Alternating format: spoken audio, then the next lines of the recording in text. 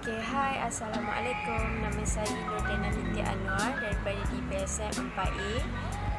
Saya nak terangkan bab 5 HRM 2513 mengenai membangunkan sistem kesediaan kecemasan.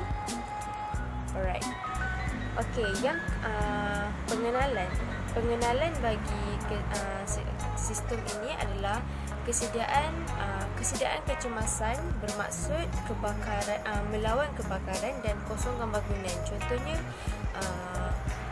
bukan sahaja kebakaran saja yang boleh berlaku di dalam organisasi, tetapi macam-macam lagi selain daripada kebakaran. Contohnya bahan letupan ataupun bahan kimia, terdedah pada bahan kimia, ataupun tergelincir juga boleh jadi satu kemalangan di tempat kerja. Poin yang kedua adalah kesediaan kecemasan. Ada 4 fasa kesediaan kecemasan, iaitu pencegahan, kesediaan, tindakan dan pemulihan. Okey, poin yang ketiga adalah kesediaan kecemasan. Bagi pencegahan, kesediaan, tindakan dan pemulihan.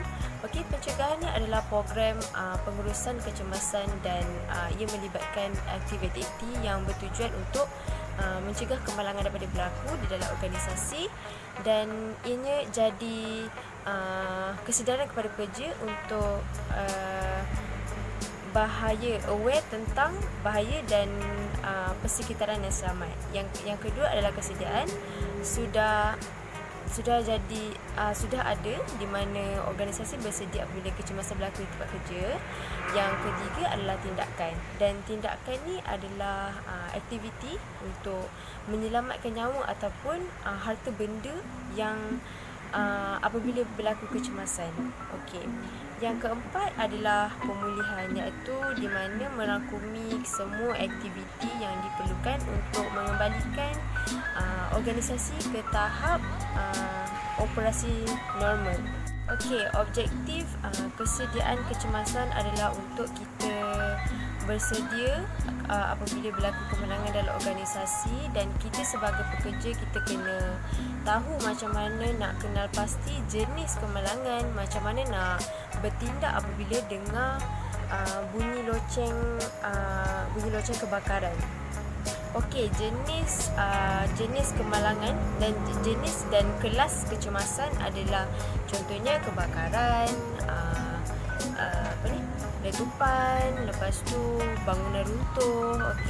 Okey, ramai orang berpendapat bahawa kesediaan kecemasan ni melibatkan pembangunan pelan dan prosedur je. Tapi sebenarnya benda tu tak tepat. Sebenarnya sebab kesediaan kecemasan sebenarnya merangkumi aktiviti yang lebih daripada itu. Okey, aktiviti ini termasuklah mengenal pasti dan menilai hazard serta risiko. Okey, membangun dan melaksanakan program pendidikan untuk orang awam. Berdasarkan nota bab 5 dan slide, saya telah pelajari tentang kelas-kelas kecemasan, tindakan yang boleh diambil dalam kelas kecemasan dan peti pertolongan cemas. Untuk kelas-kelas kecemasan, pada pandangan saya atau apa yang saya pelajari, terdapat 3 kelas utama, iaitu kelas 1, kelas 2 dan kelas 3. Kelas pertama adalah terhad kepada kecemasan dalam tapak sahaja. Kelas kedua melibatkan tindakan dalam tapak tetapi mungkin melibatkan sumbangan dari luar. Dan kelas ketiga, ia memerlukan tindakan kecemasan dalam dan luar tapak secara ekstensif. Antara tindakan yang boleh diambil untuk ketiga-tiga kelas ini adalah, untuk kelas pertama, ia ditangani oleh penyela tindakan kecemasan kawasan. Untuk kelas kedua, dia ditangani oleh penyelaras organisasi tindakan kecemasan dalam tapak. Dan yang ketiga, untuk kelas ketiga, ditangani oleh penyelaras organisasi tindakan kecemasan yang melibatkan pasukan dalam dan luar tapak. Seterusnya adalah peti pertolongan cemas. Apa itu peti pertolongan cemas? Sebagai contoh, ini adalah gambar rajah bagi peti pertolongan cemas. Peti pertolongan cemas merupakan koleksi bekalan atau peti bekalan atau peralatan yang digunakan untuk memberi rawatan perubatan secara ringan. Sebagai contoh kecederaan ringan adalah luka ataupun terselia.